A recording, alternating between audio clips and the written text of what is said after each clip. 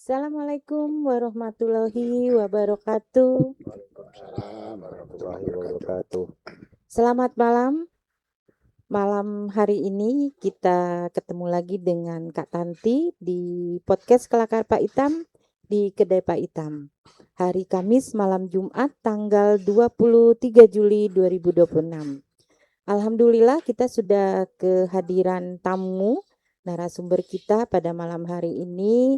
Ada orang tua kami, Pak Ahmad Amza, ya, beliau Ketua Lembaga Adat Melayu Belitung, dan kemudian Bapak Pak Haryadi, beliau mewakili Densus, ya, yang mungkin nanti beliau jelaskan cerita malam ini apa yang ingin mau disampaikan, seperti itu ya. Ini seru pastinya, mungkin banyak yang kita belum memahami. Apalagi diskusi kita pada malam hari ini juga menghadirkan Pak Ahmad Amza dari Lembaga Adat Melayu. Sebetulnya yang mau kita diskusikan apa ya? Karena memang tema kita merdeka radikalisme, ya. Mungkin Pak Arianto dari Densus akan menjelaskan kepada kita apa sebetulnya yang harus kita kuatkan gitu ya, karena tadi mungkin kita juga sudah memahami sebetulnya hal-hal yang kewaspadaan apa yang harus kita jaga gitu, tapi kemudian hal-hal kecil apa yang kemudian sebetulnya selama ini mungkin terlewatkan, ya. Selamat malam Pak Ahmad Amza. Selamat malam. Iya, selamat malam Bapak. Selamat malam Ibu. Alhamdulillah ya. Di suasana malam ini, di tempat yang sederhana ini, mungkin ini diskusinya diskusi yang sangat-sangat menarik ya. Terima kasih sudah hadir ke tempat kami. Kita mungkin berbicara tentang sesuatu yang berbeda dari umumnya nih. Semalam kebetulan kami ada tema Basarnas ya. Mereka mengatakan bahwa mereka adalah penyelamatan dan pertolongan. Nah, mungkin Bapak bisa jelaskan dulu, ini apakah ini penyelamatan terhadap si manusianya atau pemikirannya mungkin. Silakan Pak. Baik, terima kasih Bu ya. Iya. Assalamualaikum warahmatullahi wabarakatuh. Waalaikumsalam warahmatullahi wabarakatuh. Sebelumnya saya mau perkenalkan diri dulu. Nah, nama saya Haryadi, jabatannya sebagai Katib Densus dan Pencegahan Satgaswil Bangka Belitung, Densus 88 Anti Teror Mabes Polri. Saya mewakili Bapak Kasatgaswil Bangka Belitung, AKBP Masrikan. Beliau berhalangan hadir Bu, sehingga mendelegasikan kepada saya untuk mengisi kegiatan ini, menjadi narasumber Bu ya, dalam acara podcast ini. Dengan berkaitan yang tadi Bu, dengan Basarnas adalah penyelamatan Bu ya. Kalau kami memang secara pemikiran Bu, di mana banyak konteks dalam hal ini anak-anak pastinya Bu ya, di dalam fenomena hari ini ya, anak-anak muda yang terpapar paham radikal. Di sini paham radikal, dulu awalnya kami paham radikal itu melalui agama, ideologi radikal, tapi sekarang tidak Bu. Mereka bergeser pemahaman melalui paham kekerasan.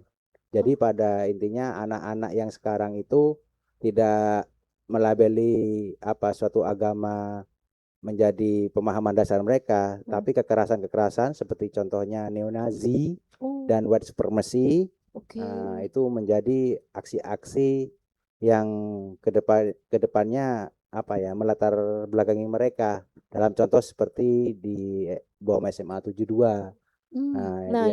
Itu terpapar bukan karena ideologi agama Bu, karena paham kekerasan. Itu Bu, makanya dalam hal ini memang perlu kami jelaskan Bu, kalau Bu Densus sendiri kan pada intinya kan untuk ideologi terpapar karena ideologi agama, ideologi, motifnya kan ada 3 Bu berdasarkan undang-undang. Pertama motif ideologi, kemudian motif politik, kemudian gangguan keamanan. Nah di situ. Nah karena yang anak-anak ini tidak ada 3 motif tersebut, memang penemunya adalah Densus yang menemukan. Tapi nanti leading sektornya adalah Dinas Perlindungan Perempuan dan Anak, Bu. Oke. Itu sebagai di sektornya, itu, Iya, Bu. iya. Nah, kita tetap berkolaborasi lah pada intinya di situ, Bu. Betul, betul. Ya, mungkin itu sekilas dulu ya dari Pak Haryadi. Mohon maaf tadi saya salah nyebut nama nih, Pak Haryanto saya bilang. Pak Nggak apa-apa, Haryadi. Bu. Iya, beliau Ketua Tim Pencegahan Satgawil Kepulauan Babel ya. Satgawil tadi Satuan Tugas Wilayah berarti ya. Jadi kalau kita bicara Belitung nih ya, artinya memang apakah memang sudah ada paham itu di daerah kami di Belitung atau namanya kita mencegah ya Pak, berarti ada step by step yang dilakukan oleh Densus begitu. Gimana Pak? Alhamdulillah, Bu, boleh bisa menjelaskan di sini. Iya. Terkait fenomena yang terjadi hari ini di mana anak-anak ya di bawah umur yang saya ceritakan tadi. Nah, di Indonesia sendiri itu ada 110 anak di 110 Indonesia anak. di Indonesia Oke. yang terpapar paham radikal karena ideologi. Radikal karena ideologi. Agama Oke. pastinya. Oh iya, itu agama. Itu karena agama. Dan dari 110 anak itu termasuk di Bangka Belitung ada. Waduh. Iya, iya, iya, iya, iya, iya, iya. Mereka itu hampir semua lah, Bu, ya, sudah siap untuk melaksanakan aksi teror. Nah. Ya, udah ada yang sudah buat uji coba bom. Waduh. Ya, meskipun itu dalam belum low eksplosif lah. Ya kan. Nah, tapi kan ini kan anak-anak kita. Kok bisa sih anak-anak kita, generasi penerus kita terpapar paham kayak gini? Betul. Sangat disayangkan. Betul. Nah, terlepas dari itu, apapun ceritanya, anak-anak adalah sebagai korban. Nah, korban dari pemahaman radikal. Dari mana mereka? Dari media sosial. Iya. Itu, Bu. Dari media sosial ya? Iya, dari media sosial, Bu. Iya, iya, iya. Itu, Bu. Dari dulu, kalau dulu itu, Bu, anak-anak itu terpapar dari skup orang tuanya saja, Bu. Contoh, betul. Di tahun 2000, cekokan dari orang gitu tua. Ya. Contohnya di kejadian bom Surabaya di tahun 2018. Ya, Marriott ya kalau nggak salah. Bukan, di bom gereja Santa Maria 2018. Oh iya, iya, iya. Ya, di mana satu keluarga itu, kalau saya nyebutkan inisial DO lah, ya, DO dan istrinya beserta anaknya dan juga beberapa kelompoknya melakukan aksi bom bunuh diri. Nah, bom bunuh diri yang di Mapolrestabes Surabaya juga, ya kan, kemudian di gereja di Surabaya, di Santa Maria di tahun 2018. Nah, itu bergeser ke sini, anak-anak ini tidak lagi terpapar hanya orang tua, tapi melalui media sosial, Bu, merambah ke sana. Itu, Bu. Karena apa ya? Banyak faktor, Bu, sebenarnya pengaruh. Ya, yang kami tangani di seluruh Indonesia ini, yang Densus tangani itu yang pertama adalah 4 faktor ini. Yang paling pertama adalah korban bullying. Korban bullying. Pembuli. Itu korban bully, kemudian broken home. Apa? Broken home. Broken home. Ya, itu menyebabkan, Bu. Oke. Yang selanjutnya adalah korban pelecehan seksual. Oke. Itu yang kemudian selanjutnya karena ekonomi. Itu, Bu. Rata-rata itu semua faktor yang penyebab. Faktornya itu. Nah, itu yang kemudian kita membahas anak yang terpapar karena ideologi. Ternyata ada fenomena baru setelah itu. Iya, fenomena baru tadi. Yang maraknya terjadi SMA 72 itu, Bu. Iya, ya. Awal pembukaan. Nah, itu kira kami sama dengan anak yang 110 ini. Ternyata beda yang tadi disampaikan, Bu, karena paham kekerasan seperti neonazi, Nazi, dan apa lagi satunya Black Sun dan lain-lain. Baik, paham kekerasan mereka itu hanya mengadopsi, Bu. Mengadopsi kekerasannya. Gitu, niru lah. Meniru kekerasannya dia. Karena apa? Sebagaimana kita tahu bahwasanya anak-anak usia antara 14 sampai 18 kan usia di bawah umur, Bu, menurut sudah undang-undang. Nah, itu mereka itu masih mencari jati diri. Gitu, dalam proses menjati diri. Itu, Bu, yang terjadi. Oke, sebelum ke Pak Ahmad Hamzah nih. Pasti tadi pertanyaannya, kok beliau diajak nih diskusi mengenai kawan-kawan Densus ini kan soal bom gitu ya, soal keamanan, soal radikalisme. Mungkin bisa dijelaskan dulu menggandeng lembaga adat Melayu ini seperti apa. Nanti mungkin kita bisa akan bertanya nih dengan Pak Ahmad Hamzah. Belitung ini seperti apa gitu kan gitu. Silakan Pak. Baik, mungkin sebelum masuk itu ini agak panjang sedikit Bu Oh, agak ceritanya panjang Pak ya, sedikit. sedikit Boleh, panjang boleh, ceritanya ya.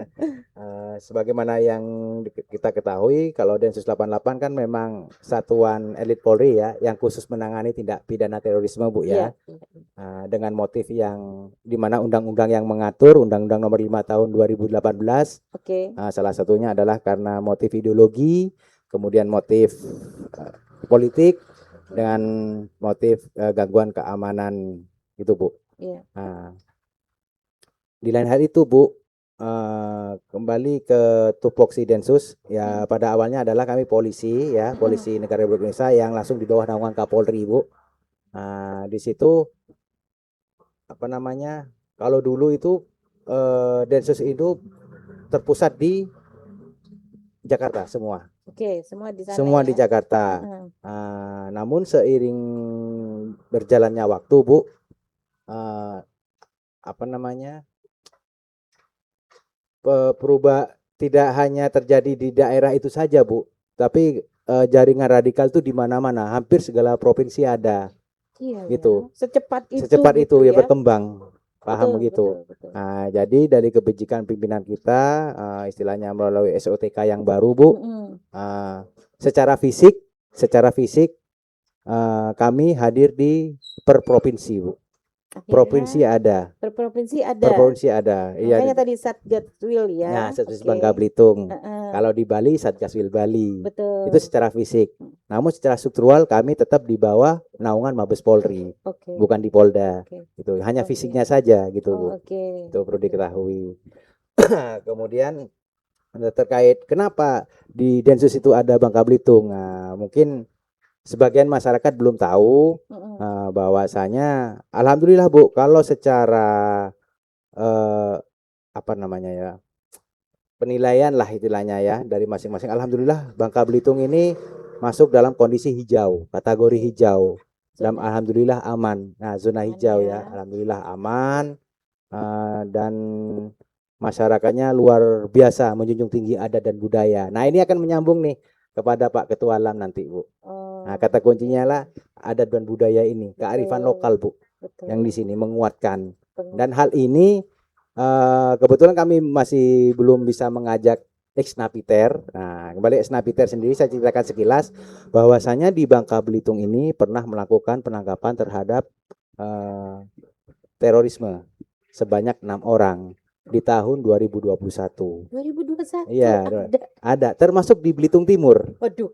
Di Belitung Timur, di Manggar. Iya. Ya, kami melakukan penangkapan terhadap terorisme. Tapi alhamdulillahnya terorisme di Bangka Belitung ini yang kami tangani, mereka sudah ikrar. Istilahnya sudah ikrar, sudah tobat. Dan kami insya Allah kami jamin mereka. Ada beberapa ex-napiter yang sudah tobat itu kami ikut sertakan dalam kegiatan apa namanya sosialisasi Bu di sekolah-sekolah. Dan juga ASN. Pada awalnya mereka kan takut ini enggak, tapi mereka memang menceritakan kita itu istilahnya enggak mengarang-arang gitu loh Bu. Istilahnya dalam hal ini polisi itu kan banyak berseliweran di media sosial. Bahwasanya Densus itu mengada-ngada. Istilahnya inilah apa namanya dibuat-buat lah istilahnya intelijen apalah segala macam kan. Tapi kami menghadirkan benar-benar orang yang pernah melakukan bukan terpapar lagi ya, pernah masuk ke dalam jaringan itu. Kita gandeng rangkul, alhamdulillah mereka mau menceritakan mereka bagaimana mereka terpapar, bagaimana segala macam lah dari A sampai Z. Di situ alhamdulillah beberapa masyarakat seperti ini jadi tahu gitu Bu. Kemudian selain itu Bu, yang mana saya ceritakan tadi yang pengakuan, ada beberapa sih pengakuan dari kami nyebutnya warga duta kami lah ya. Kami bukan duta kami itu mengakui bahwasannya kearifan lokal budaya itu di Bangka Belitung sangat kental. Betul. Sehingga mereka kesulitan untuk menyebarkan paham itu, Bu. Oke. Itu. Karena itu salah satu kuncinya. Nah, makanya kami di Bangka Belitung ini menggandeng salah satunya Pak Ahmad Hamzah, dan mari ikut bersama-sama untuk menjaga kearifan lokal Bangka Belitung ini. Nah, beliau dengan secara adat budaya, beliau kan udah pasti lebih paham daripada kami yang baru masuk. Nah, itu kami berkolaborasi dengan beliau untuk memberikan sosialisasi kepada masyarakat gitu. Jangan sampai seluruh masyarakat di Bangka Belitung ini terpapar paham radikal teror, ya kan? Dengan apa? Salah satunya menjaga adat budaya kearifan lokal yang di sini. Nah, jujur Bu, toleransinya yang saya sampaikan tadi sangat besar. Kenapa Bu? Saya baru pertama di tahun yang lalu Bu nyampe ke sini. Istilahnya waktu itu kebetulan saya mau sholat Jumat di Masjid Kubah Timah, itu kan penuh parkiran, penuh parkiran itu penuh. Saya bingung kan mau bergerak. Memang saya terlambat sih, ya kan terlambat karena mungkin masih belum familiar dari sini waktu awal-awal datang. Nah, kebetulan di situ mau parkir mobil kan di tempat polsek agak penuh. Di samping kan ada polsek tuh, agak penuh. Nah, kemudian agak merapat di situ ada gereja. Nah, bapak gereja itu, Pak, parkir depan gereja ini saja nggak apa-apa, nggak masalah. Saya kaget Bu, ya Allah betapa toleransinya kuat di sini. Dipersilakan saya orang muslim ya, kayak gimana terenyuh lah gitu, ya Allah subhanallah, ya Allah gitu kan. Alhamdulillah dan momen itu takkan terlupakan bagi saya, Bu. Takkan terlupakan mengenang tingkat toleransinya sangat tinggi. Kira-kira begitu Ibu. Jadi gini, Pak Aryadi. Saya begitu tema kita ya, audiens. Begitu temanya Densus, kita harus rapi-rapiin nih. khawatir kedetek sesuatu gitu ya. Benar. Semua orang ketika kita bicara mengenai Densus selalu merasa khawatir, takut dan sebagainya ya. Saya lihat Bapak tersenyum-senyum terus, nggak menakutkan kok gitu. Nah, ini mungkin Pak Ahmad Hamzah, kita di Belitung itu sebetulnya dalam konteks ya tidak terdengar lah hal-hal yang kemudian tidak baik tadi ya. Ya kita nggak pernah sampai menuduh tetangga dan sebagainya. Ini siapa nih? Nah, apakah itu bagian dari kekuatan kita di Belitung sebagai menumbuhkan rasa silaturahmi kearifan lokal tadi? Mungkin bisa disampaikan, Pak. Terima kasih. Assalamualaikum warahmatullahi wabarakatuh. Yang saya hormati Bapak Katim, Pak Haryadi, Ibu Tanti. Terima kasih sudah mengundang kami malam ini, dan kami juga sebenarnya mengucapkan terima kasih banyak bahwa Densus 88 Satgaswil Babel itu sudah menggandeng kami berkolaborasi untuk menyampaikan, menanamkan kembali nilai-nilai budaya terhadap anak-anak kita terutama. Ya. Jadi saya ingin menyampaikan dulu, sebelum saya bicara di hadapan anak-anak, saya selalu mengangkat ada semacam ungkapan atau sastra tutur orang Belitung, ya, yang merupakan semacam pesan moral, pesan sosial sebagai panduan hidup bermasyarakat.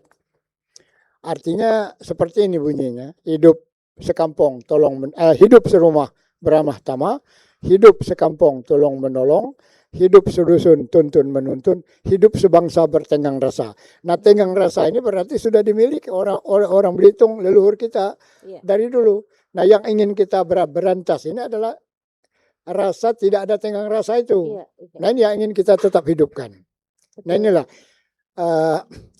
kita sebagai orang Belitung cukup bangga sebenarnya dengan kebersamaan, rasa persaudaraan. Mungkin sering saya sampaikan kepada kawan-kawan bahwa di Belitung ini kalau bicara suku bangsa sama dengan Indonesia mini. Betul. Kurang lebih 16 suku bangsa. 16 suku bangsa yang tidak pernah terjadi benturan-benturan. Mereka mengakui sebagai orang Belitung. Jadi tidak lagi misalnya Pak Aryadi asalnya orang Madura. Beliau sudah jadi orang Belitung, saya asalnya aja Madura. Tapi kan saya sekarang orang Belitung. Apalagi sudah beratus-ratus tahun ini sudah berkait-mengait, Pak. Tidak mungkin lagi mereka akan menjadi apa namanya, Makanya di budaya di Belitung ini Pak, selalu kami tanamkan itu budaya begalor. Begalor itu susur galur dalam upaya kita mencari jejak keluarga Pak. Iya. Nah nanti ketemu, loh Pak Haryadi kan mantunya ini, anaknya ini, Saudaranya ini. masih ada hubungannya, kan gitu, Betul. sengaja dicari. Nah hal-hal macam inilah yang selalu kita hidupkan. Begitu juga kemarin di hadapan anak-anak, baik di SLTA kemarin, di MPLS maupun di perguruan tinggi seperti di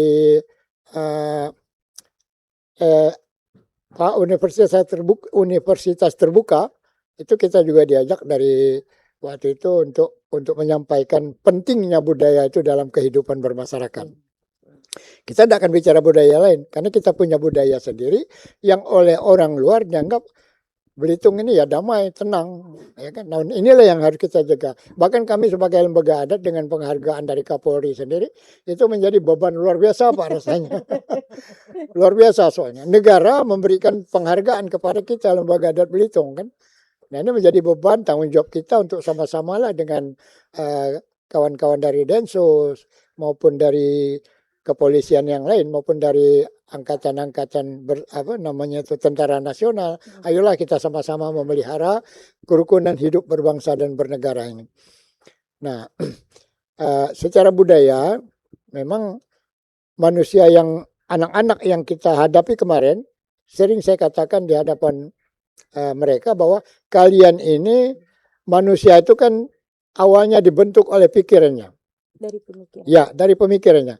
Kalau kita tanamkan pemikiran-pemikiran jahat, bawah sadar dia akan mengajarkan jahat. Betul.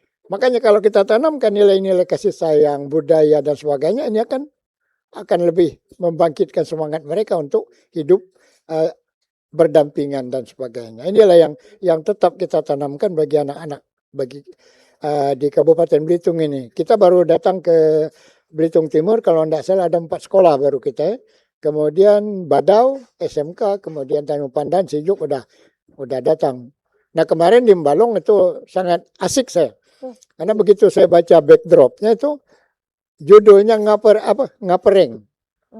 Ngapereng itu bahasa Belantu, bahasa Oh ya ngapereng. Itu yang saya angkat. Okay. Banggalah kalian sebagai orang Membalong mengangkat bahasa Membalong. Ngapereng itu kan apa gerangan? Itu kan dari bahasa sastra. Berarti budi pekerti orang Membalong ini halus, saya bilang kan. Betul. Karena ini adalah bahasa sastra.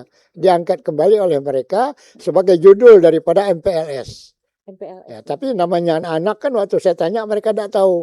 Wajar saya bilang kalian tidak tahu. Karena selama ini secara spesifik budaya tidak pernah diajarkan. Okay. Nah kami dari lembaga adat memang sebenarnya selama ini ngotot Pak. Agar ada semacam pelajaran khusus muatan lokal.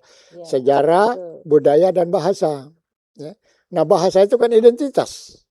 Identitas, kebanggaan kita. Nah budaya kita sama semua. Tapi bahasa kita berbeda. Justru dalam berbeda inilah kita mempunyai kebanggaan. Mempunyai kebanggaan untuk menonjolkan identitas. Orang Sijuk misalnya dengan logatnya. Nah orang Membalong dengan singkat tetapi kadang-kadang logatnya panjang. Memang orang Membalong itu nyingkat bahasanya Pak. Ngaperang, asal kata dari apa gerangan. Cak nong, coba renung. Ya dah. Banyak sebenarnya yang hal itu bahasa yang kalau saya berpikir mungkin dari bahasa Dulmuluk ini. Bahasanya seni panggung orang Kembiri Pak. Nah inilah yang ingin kita pelihara kebanggaan inilah sehingga mereka tuh tidak lagi asik dengan masalah pembulian segala macam, tapi lebih asik kepada hal-hal yang berbau budaya. Nah Membalong itu ada kelebihan. Itu Ketua Dewan Kesenian Iqbal mengajarkan mereka cara menulis narasi, literasi. Itu mereka membuat tema berangkat dari selatan.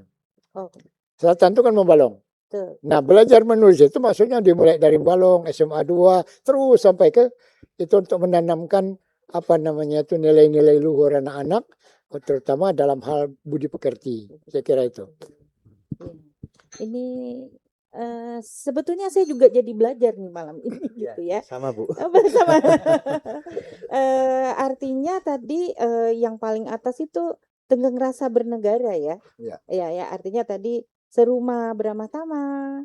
Terus apa tadi Pak? sekampung tolong menolong, sekampung tolong gotong royong, kan? gotong royong maksudnya. Sedusun tuntun menuntun, Sedusun tuntun menuntun, sebangsa bertenggang rasa. bertenggang rasa.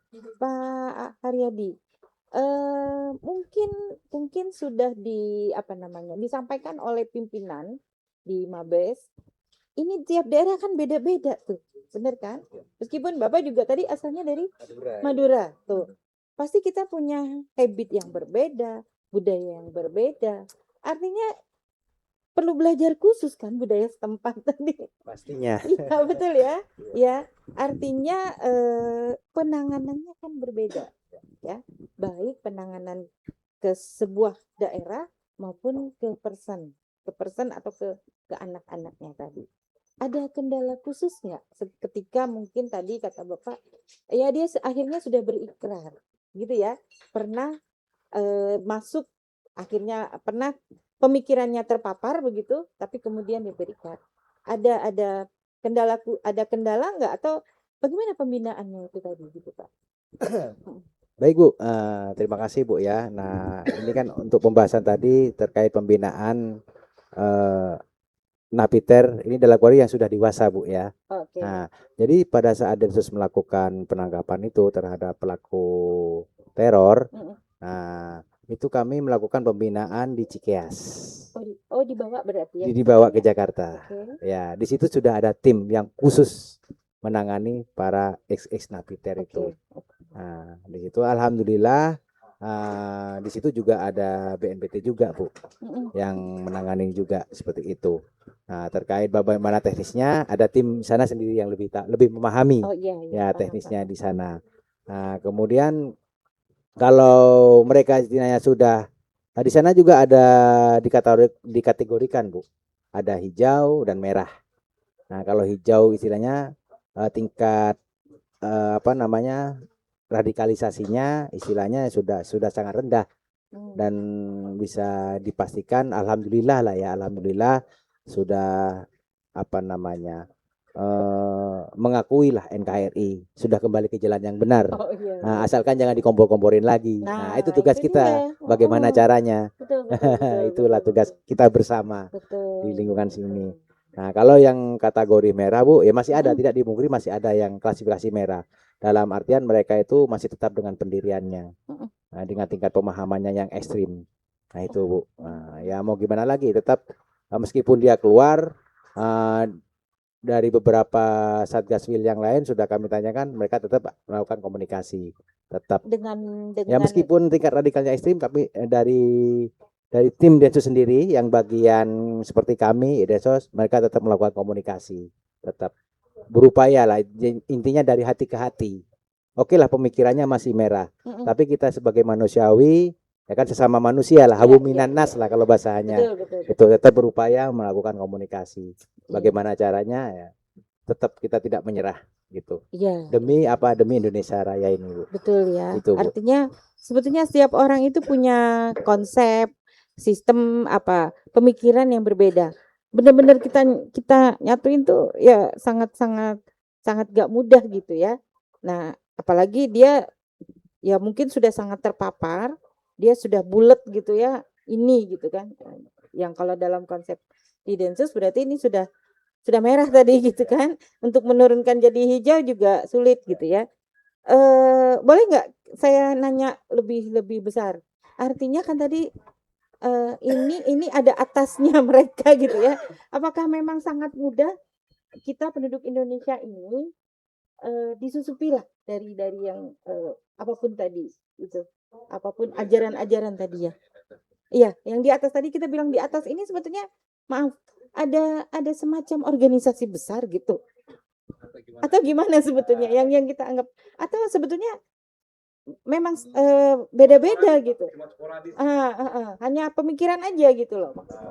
Kalau gini Bu ya, setahu kami jaringan teror ini tidak hanya terjadi di Indonesia, mereka saling terhubung. Nah, berarti kan ada ya. Orang kan selalu nganggapnya tadi yang Bapak udah mengakui, orang nganggapnya pura-pura aja ini nggak Ya, ada sebetulnya settingan. gitu ya. Nah, ya, Iya, orang menganggapnya iya. settingan, orang nggak tahu. Betul. Nah, perlu diketahui bahwasanya jaringan terorisme yang di Indonesia ini saling terhubung.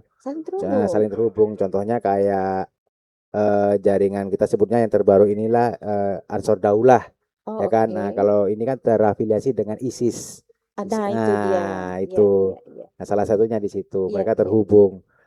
Bahkan banyak sekitar puluhan apa ratusan orang ya dari Indonesia berhijrah ke Suriah demi mengikuti Abu Bakar al-Baghdadi itu. Iya. Itu. Tapi ini hanya cerita sedikit, Bu. Yang berangkat dan tapi sudah istilah deportasi. Nah, itu mereka mengatakan mereka awalnya itu berangkat inginnya pengen hijrah dengan apa ya, janji-janji manis lah. Betul. Ya kan, janji-janji manis Imam Mahdi, istilahnya Imam Mahdi di sana lah bahasanya. Iya. Tapi apa yang mereka dapat, ini bukan pengalaman saya, Bu, ini pengalaman yang return, istilahnya yang yang deportasi yang sudah berangkat ke Suriah. Nah, dia itu mengatakan saya berperang di sana, saya mengatakan Allahu Akbar, di sana juga Allahu Akbar. Jadi sama-sama Allahu Akbar. Ini seakan-akan kayak dia adu domba gitu, Bu. Oh iya. Ya, gitu. Nah, entah berarti Allahu alam, mereka yang mengalamin gitu, Bu. Sebenarnya di situ. Nah, jadi ya kembali tadi, apakah ada organisasi besar? Ya ada, ya terhubung pastinya. Gitu. Nah, kalau sebelumnya kan ke Al-Qaeda, kalau zaman-zaman peristiwa kayak bom Bali yang pernah terjadi, nah, itu kan kalau di Indonesianya kan ini Jamaah Islamiyah, ya kan. Nah, mereka terhubung dengan Al-Qaeda. Ya, perang Afghanistan, bahkan sampai istilahnya dulu nih para JI ini, beberapa senior JI lah, tokoh JI itu sampai pelatihan-pelatihan di Afghanistan itu ya kombatan memang istilahnya. Selain bukan hanya ikut perang ya, mungkin merakit kayak alat-alat bom ya di situ juga di Afghanistan itu para ini. Tapi alhamdulillahnya, Bu, ini agar masyarakat tahu, alhamdulillah JI di tahun 2024 sekitar bulan Juli kalau nggak salah itu sudah melakukan ikrar, sudah kembali kepada NKRI. Alhamdulillah di situ sudah mengakui di bawah kepemimpinan Pak Ustadz Parawijayanto beserta SJI seluruh Indonesia. Alhamdulillah sudah kembali ke NKRI, sudah istilahnya mengakui lah kalau NKRI. Bahkan di terakhir kemarin di ulang tahun Polri, para ex Jamaah Islamiyah ini diundang kegiatan dalam HUT Polri, Bu, di Jakarta. Ada sekitar ratusan lah. Itu, Bu. Alhamdulillah. Nah, memang tidak semuanya 100%, pasti ada lah istilahnya sel-sel yang sempalannya lah. Sempalan pasti ada yang tidak setuju dengan kembalinya JI ke pangkuan Ibu Pertiwi gitu. Tapi alhamdulillah sebagian besar lah kembali. Alhamdulillah di situ, Bu, pada poinnya. Ya, bagaimana pada intinya di sini pemerintah dalam hal ini pemerintah ya berusaha agar Indonesia ini aman dan damai sentosa lah. Pada intinya di situ, Bu. Nah, perlu diketahui, Bu, untuk di saat ini Densus tidak bisa bekerja sendiri, Bu. Densus salah satunya ini, Bu, yang kita lakukan menggandeng Bapak Ketua Lembaga Adat Melayu itu menggandeng. Jadi pada intinya Densus ini menggandeng seluruh stakeholder ya, bekerja bersama-sama menangani paham radikal di sini. Nah, kalau kita ibaratkan itu paham radikal teror ini seperti gunung es.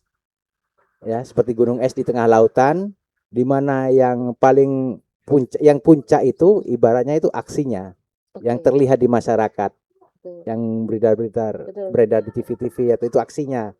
Nah, tapi yang di bawahnya ada di mana di situ ada mulainya dari intoleransi, radikalismenya, STBM-nya nggak kelihatan.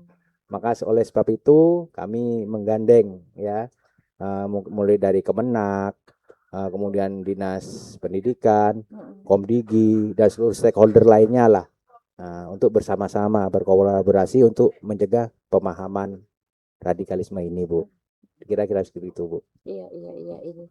Tadi kan saya bilang begitu hadir ke sini rasanya deg-degan nih, takutnya ada apa gitu ya.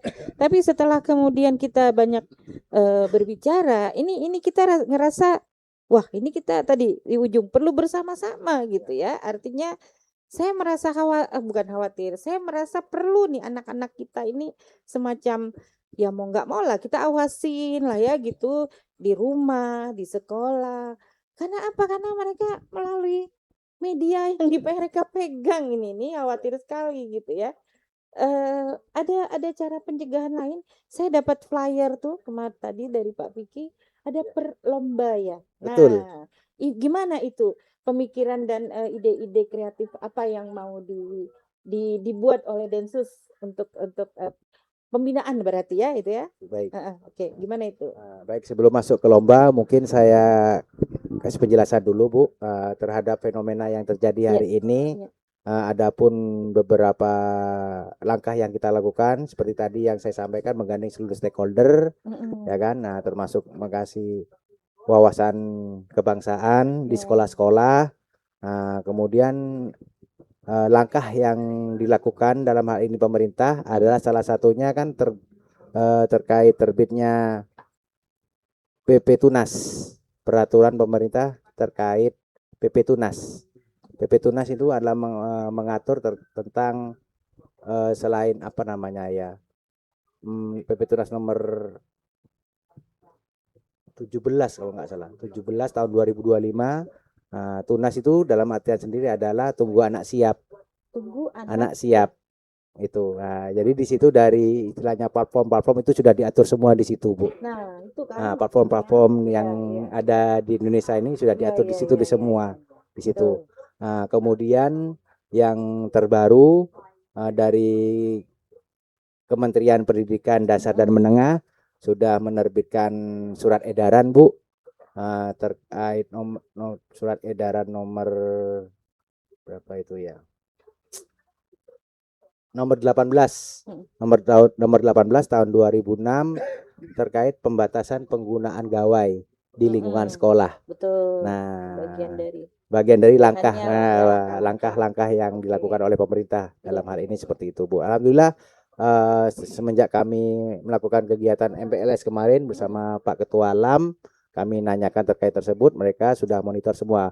Bahkan ada beberapa sekolah sebelum SE itu turun, mereka sudah melakukan kebijakan seperti itu, Bu. Jadi HP contoh konkretnya yang sudah terjadi, HP itu bolehlah anak membawa HP, tapi sebelum masuk kelas HP itu dikumpulkan semua, Bu, di loker, disimpan, ya kan? Nggak boleh dipakai kecuali di situ ada kegiatan belajar mengajar yang memang memerlukan HP. Nah, itu boleh, itu pun atas izin dari wali kelas, sepengetahuan wali kelas. Seperti itu, Bu, kira-kira contohnya. Ya, tadi dengan lombanya tadi dibuat lombanya ini, Bu, ini kan kembali lagi terjadi terkait fenomena anak yang terjadi hari ini. Kami ini berupaya mengajak kepada seluruh warga Bangka Belitung, terutama yang anak-anak Gen Z nih.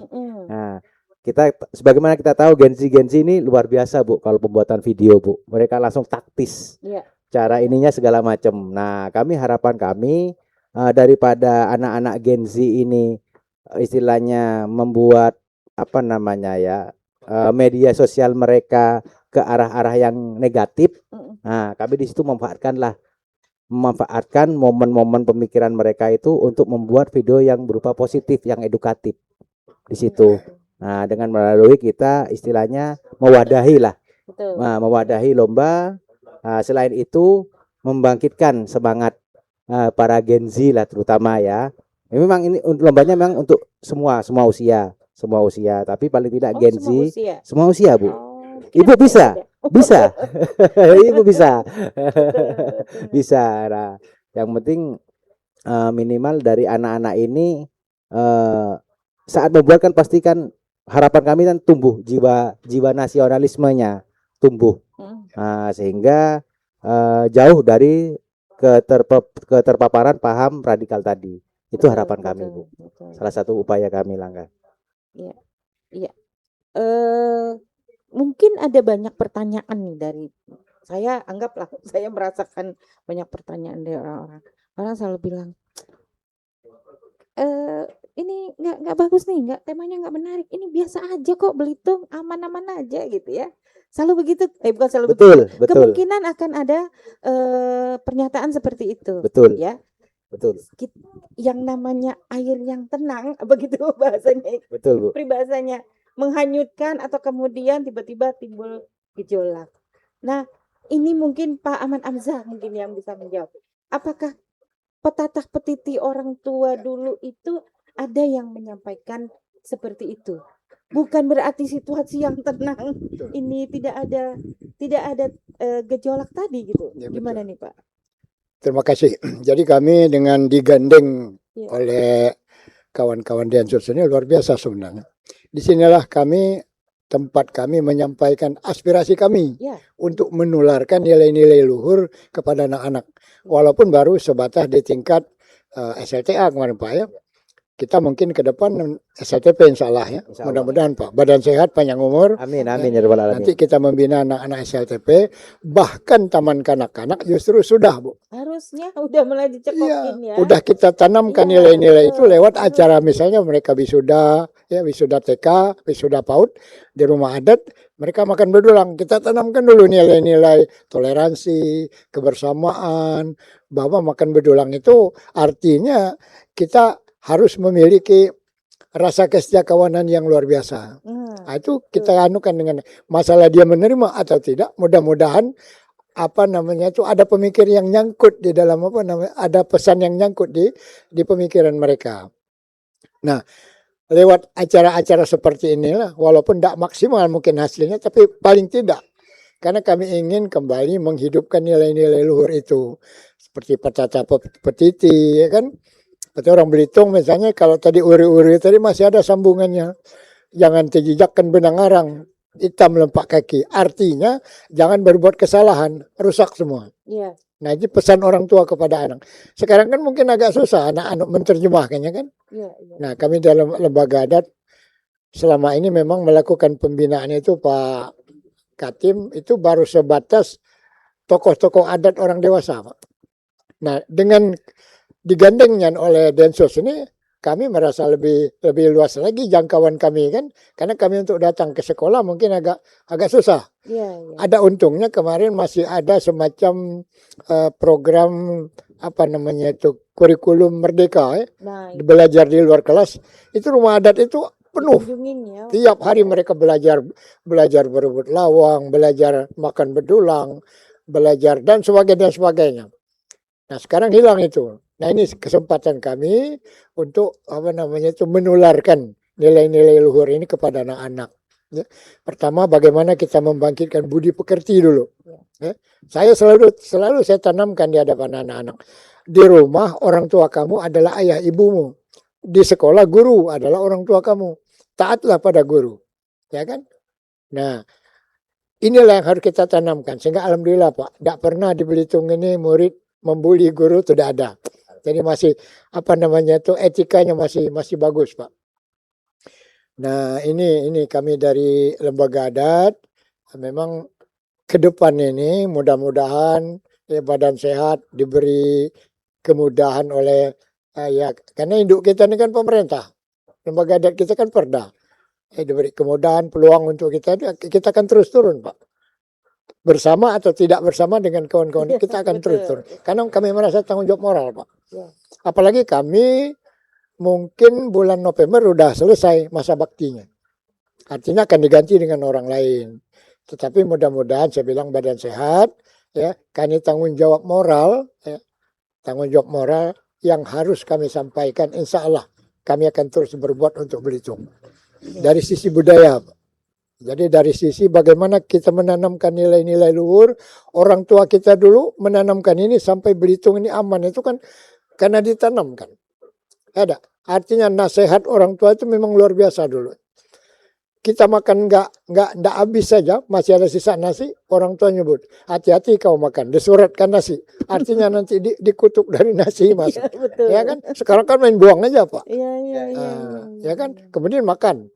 makan dulu, kalau belum kita ngumpul satu keluarga belum boleh Pak kita makan, apalagi anak muda.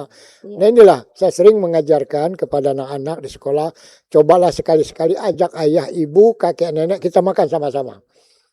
Kalian paling-paling merasakan makan bersama itu waktu buka puasa kan. Jadi selain itu tidak pernah lagi. Ini perlu kita tanamkan di rumah tangga. Untuk kita makan bersama, jangan nanti pulang sekolah sendok nasi atau di sana makannya kan dan sebagainya. Nah ini di sinilah kita menanamkan dulu adat serumah beramah tamah tadi. Adat serumah beramah tamah. Banyak sekali Pak ini yang kita dapatkan ya. Artinya tadi begini, karena memang dari rumah tadi cerita Pak Aryadi tadi ada di sebuah Surabaya tadi ya, yang ajarannya itu dari keluarga ya. Itu kan udah yang paling sulit ya, artinya dia nggak dari luar dari keluarga.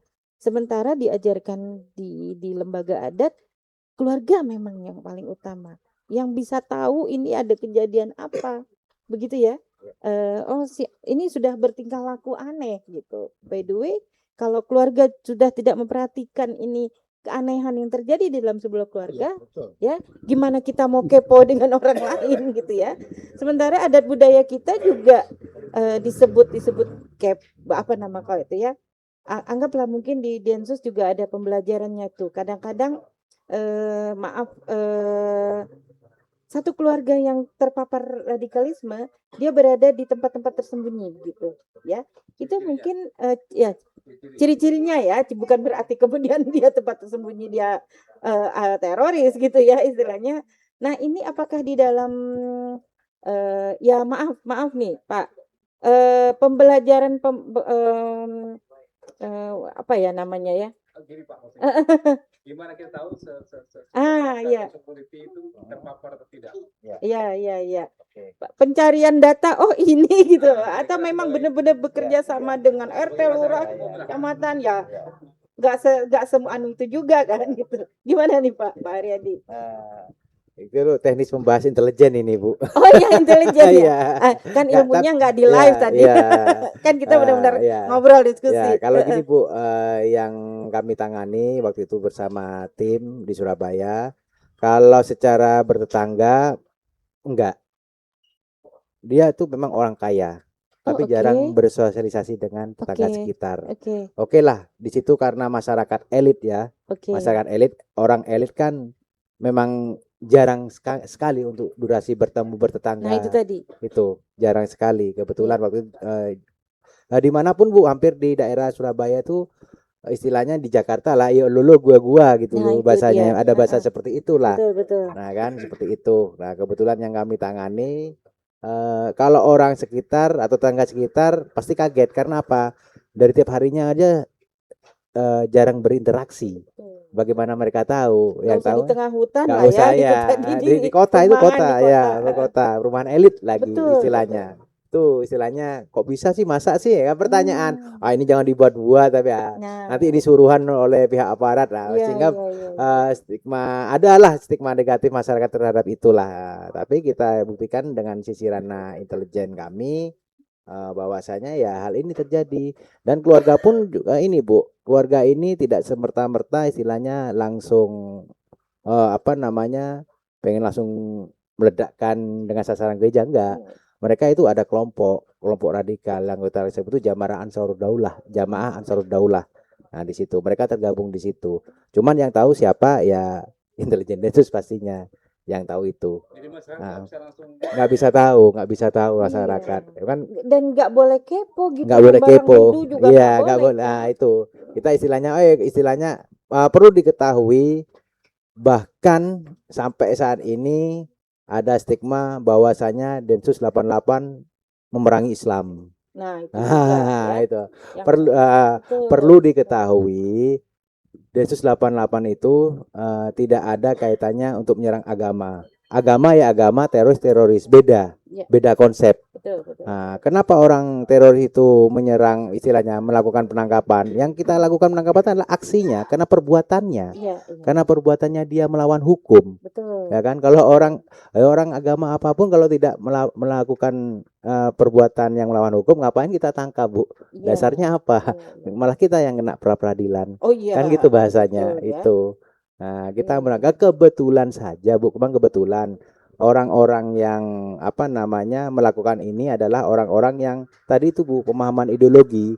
Pada dasarnya ingin mengganti ideologi dasar negara kita itu, Pancasila ini, menjadi ideologi yang seperti tadi saya katakan versi mereka, khilafah yang ISIS itu. Iya, Seperti itu yang mereka inginkan. Itu, Bu. Pada dasarnya ingin berubah seperti itu karena ketidakpuasan mereka memaksakan kehendak dengan cara salah satunya adalah melakukan aksi bom bunuh diri itu tadi, Bu, melaksanakan melaksanakan aksi bom itu di aset-aset milik negara.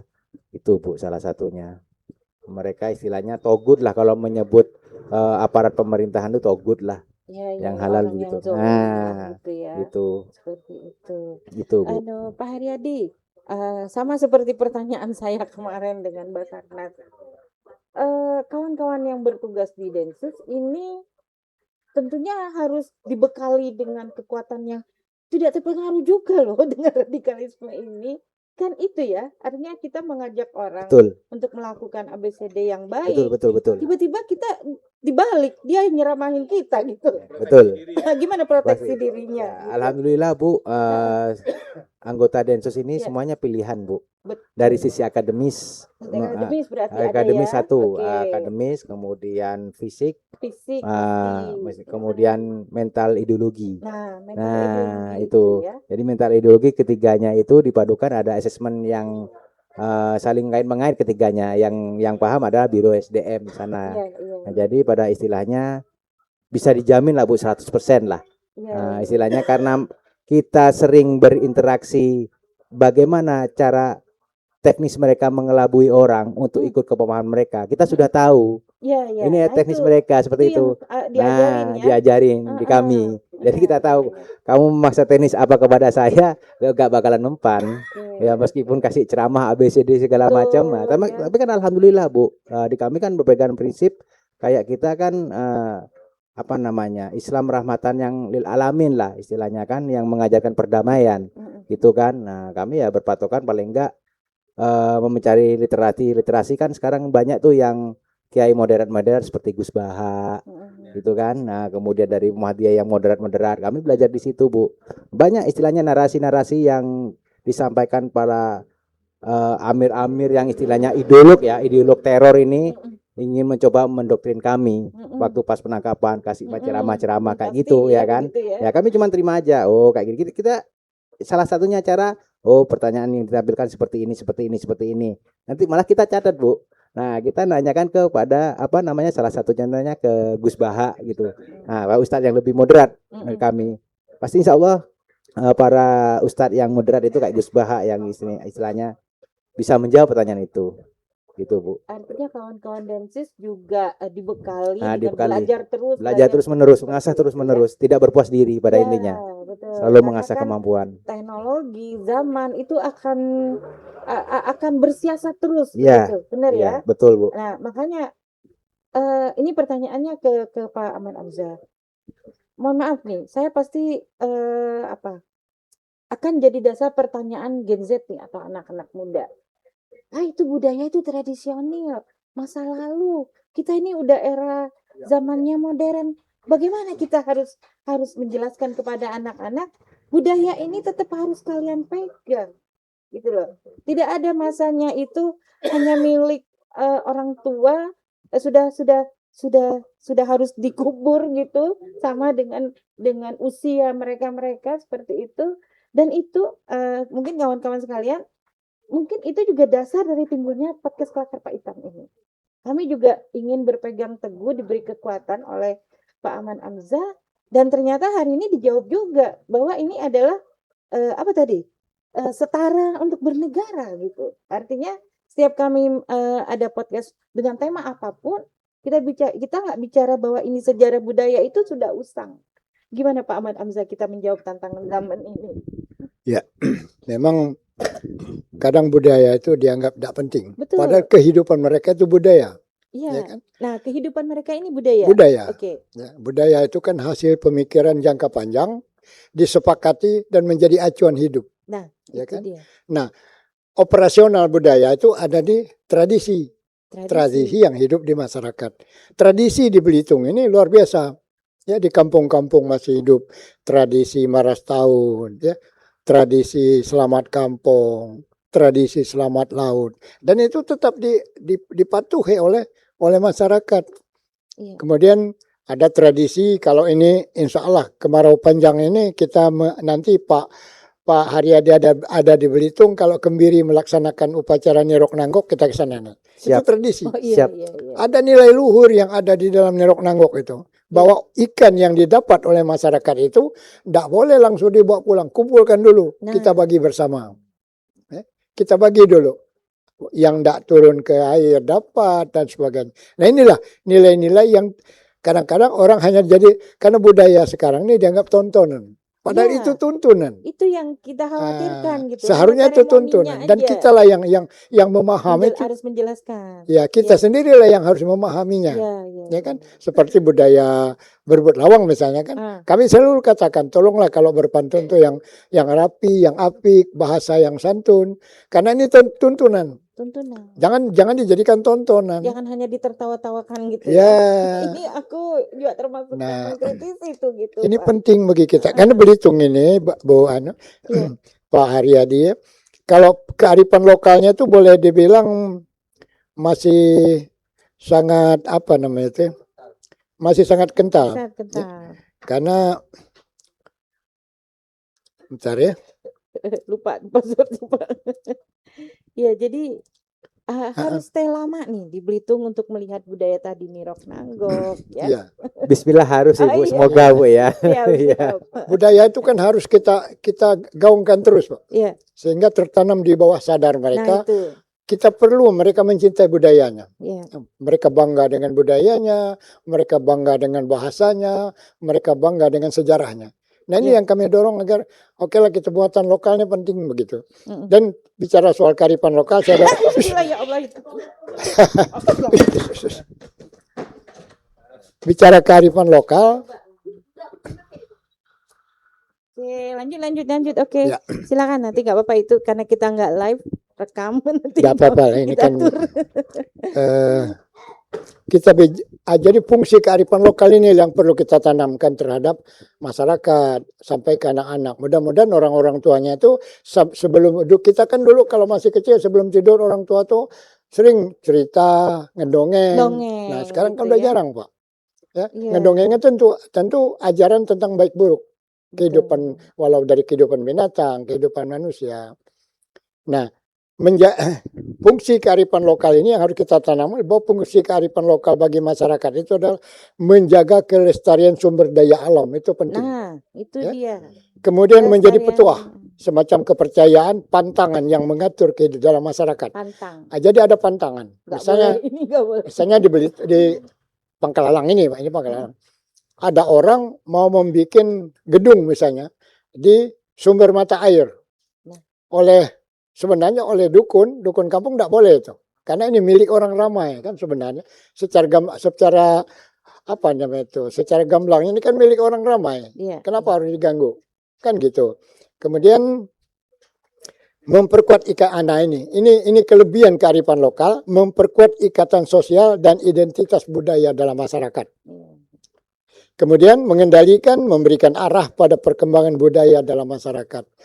Nah, kearifan lokal, beberapa kawan yang datang dari Jawa Barat, dari beberapa daerah ke rumah adat, kita selalu bicara kearifan lokal. Di Jawa Barat itu luar biasa kearifan lokal. Masing-masing daerah kan punya kearifan lokal. Nah, kita bangga dengan budaya-budaya daerah masing-masing karena ketahanan budaya lokal itu menjadi ketahanan budaya nasional. Iya. Tidak mungkin ketahanan budaya nasional akan terjadi kalau ketahanan ada. budaya lokalnya tidak ada. Iya. Maka dalam kegiatan ini saya selalu menekankan kepada kawan-kawan, kepada anak-anak sekolah. Kemarin kan kita tema kita tentang wawasan kebangsaan, Nah, wawasan kebangsaan. Tapi kita dari sisi budayanya. Kita lihat budaya Jawa luar biasa, kalau mantenan aja lah. Saya bilang, luar biasa. Belitung juga luar biasa. Tapi disitulah kita melihat bahwa kita keanekaragaman itu yang bahkan menjadi kekaguman dunia sebenarnya. Apalagi Belitung menjadi daerah wisata. Maka saya katakan kepada anak-anak, kalau kalian ingin Belitung aman, mari kita jaga sama-sama. Terjadi sesuatu misalnya di daerah A, taruhlah katakanlah misalnya di Ersaga, ya, kemana kita akan lari coba? Kalau Pak Haryadi misalnya dari Jawa Timur ada terjadi apa-apa bisa ke Jawa Tengah, bisa ke Jawa Barat. Tapi kalau kita coba berenang ke laut, kan? Nah inilah yang penting kita menanamkan rasa persaudaraan itu. Ayo kita jaga sama-sama. Kita tidak usah bicara tentang suku, agama, ras. Kita adalah satu ya untuk membangun Belitung. Terutama kita ingin mengembangkan kembali pariwisata kita yang sekarang masih dalam kondisi yang seperti ini. Kalau terdengar Belitung tidak aman, siapa mau ke Belitung? Nah itu kan ini menjadi beban bagi kita. Saya kira itu, Bu. Ya, tentang budaya perlu kita hidupkan di dalam masyarakat. Walaupun tidak semua anak, saya yakin ada di antara anak-anak itu dari 100 anak-anak pasti ada paling tidak 2 orang yang ingin mempelajari otodidak tentang budaya. Saya juga otodidak, Pak. Tapi saya dulu sering bertanya, nyinyir istilahnya. Apa sih gunanya pengantin dan sebagainya, buang-buang uang. Tapi kan jawaban orang tua kita luar biasa arifnya. Ya kan? Nah, nilai-nilai inilah, Pak, yang ingin saya tularkan kembali kepada anak-anak. Mudah-mudahan ya mereka juga dapat menjadikan budaya ini benar-benar tuntunan. Ya. Kita dalam kegiatan keagamaan seperti kemarin saya katakan secara syariat kita harus pertahankan, ya, tapi budayalah yang menghiasnya, budayalah yang mengiringinya dengan keindahan.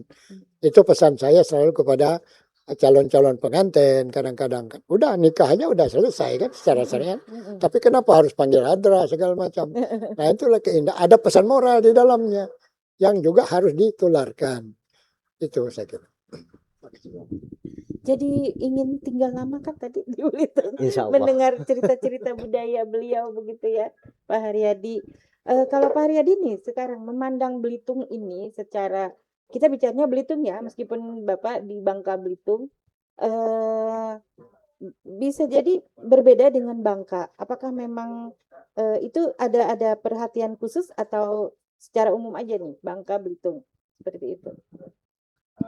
Kalau secara umumnya sih Bangka Belitung saya agak susah membedakan, Bu. Dalam artian dalam konteks kerukunan, semua sama-sama rukun, Bu. Oh iya, masyarakatnya, Bu. Yeah. Nah, kemudian budaya yang saya di Bangka kemarin ada budaya nganggung kalau nggak salah. Sama ya dengan bedulang nganggung, ya. Di sini bedulang.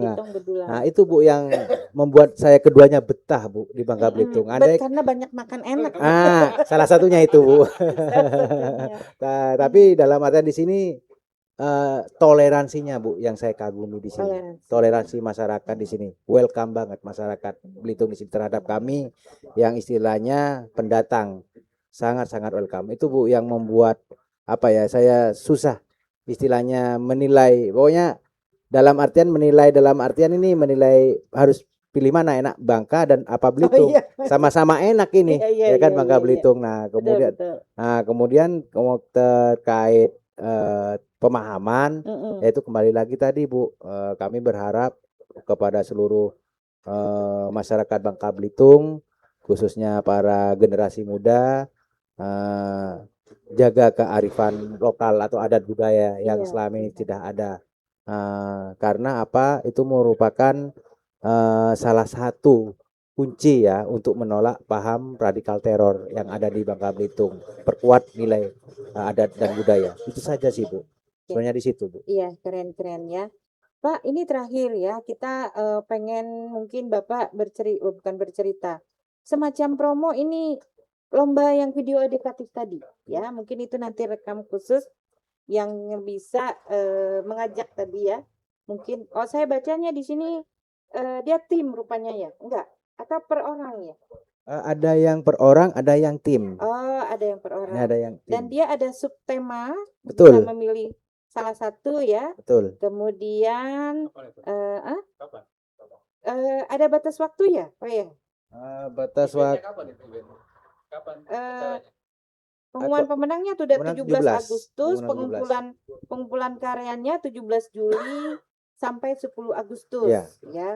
Ya, mungkin nanti nggak apa-apa kita buatkan obrolan tentang tema ini khusus, terus langsung tempel untuk halo-halo kegiatan densesnya. Flyernya masuk aja. Kegiatannya, Pak. Nah, ya kegiatannya membuat video ini tadi ya, video edukatif Ya, ya, Pak video ya. edukatif. Bapak aja jelasin, Pak. Bapak yang jelasin. Mungkin kalau mungkin- tim video ada lebih ini oke. lagi Nanti sebenarnya beliau ada timnya. yang Oh, ada tampil timnya. aja. Gak apa-apa, beliau aja yang Ya. cerita nanti Ya. gitu ya. Jadi nanti Direkam aja nanti, kita rekam. boleh nggak? Boleh? Direkam cerita tentang Acara ini. video edukatif ini, kayak promo mengajak gitu. Oh, Gitu. iya. Jadi kan masih dibuka kan? masih. Masih dibuka. Masih. Nah, itu maksudnya intinya kan kita diskusi malam ini bukan hanya sekedar memotivasi, membuka pikiran baik orang tua maupun mungkin nanti anak-anak yang akan mendengar juga gitu ya. Iya. Tapi juga ada kegiatan nyata mengajak mereka untuk terlibat gitu. Terhadap video-video tadi. Ya kan ada subtemanya juga mereka bisa ngangkat budayanya itu.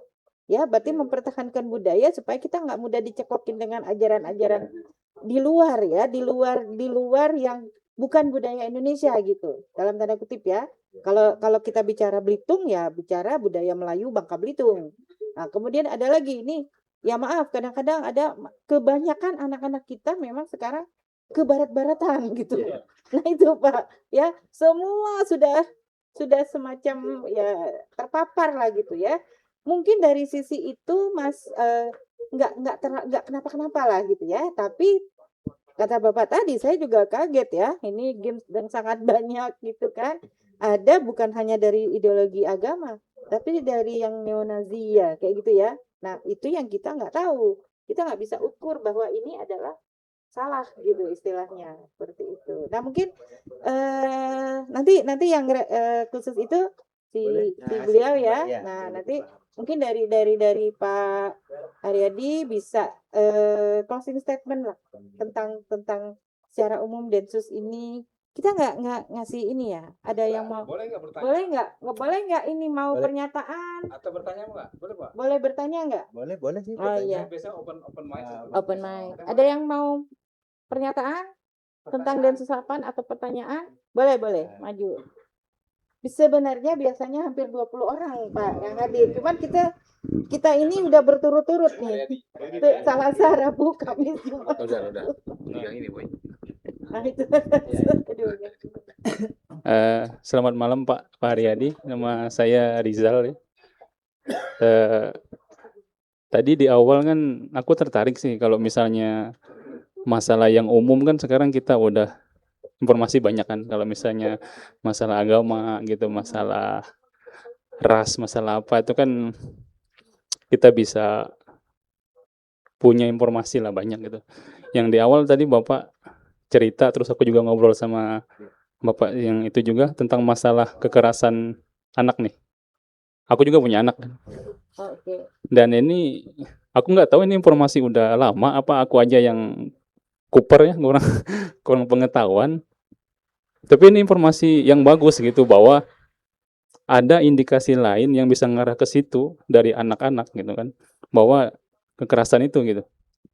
Yang aku tahu kan anak-anak ini kalau melakukan sesuatu ya semau anak-anak lah, mau dia kasar, mau dia apa. Oke, kadang-kadang kita sebagai orang tua, misal dia kasar, oh dia masih anak-anak kan kayak gitu kan, dia masih anak-anak gitu.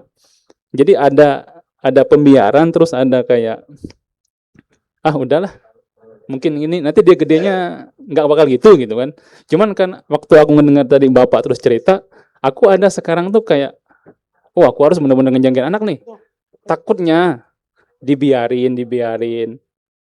Ya di Belitung tahu sendiri, aku ngeliat orang anak-anak, nggak apa-apa lah, nggak usah gitu katanya, anak-anak masih anak-anak juga. Nah,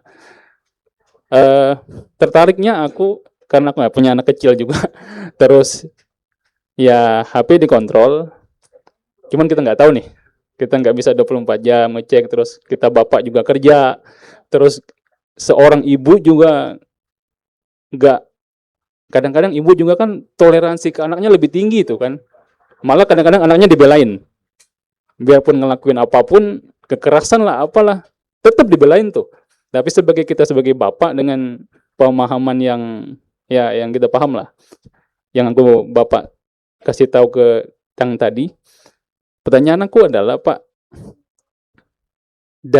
pertama lah, dari umur berapa sih kira-kira itu udah benar-benar harus diwanti nih, anak ini ada indikasi ngarah ke situ gitu, yang bisa membuat dia besarnya nanti melakukan hal-hal yang tidak diinginkan. Itu yang pertama. Terus yang kedua, tanda-tanda apa aja sih Pak gitu? Tanda-tanda apa aja yang bisa dilihat dari seorang anak nih, bahwa dia tuh udah, kalau aku bilang, kecanduan lah gitu. Kecanduan dengan kekerasan, disimpan terus dia takut meledak gitu kan. Tanda-tanda seperti apa sih itu paling, itu sih Pak, karena aku juga sebagai orang tua nggak bisa kontrol media sosial, terus nggak bisa ngeliatin. Dan yang aku takutin kembali lagi di Belitung ini, orang tua kebanyakan nganggap ya udah, dia anak-anak masih anak-anak biasa aja gitu, dia nggak terlalu concern. Itu sih Pak.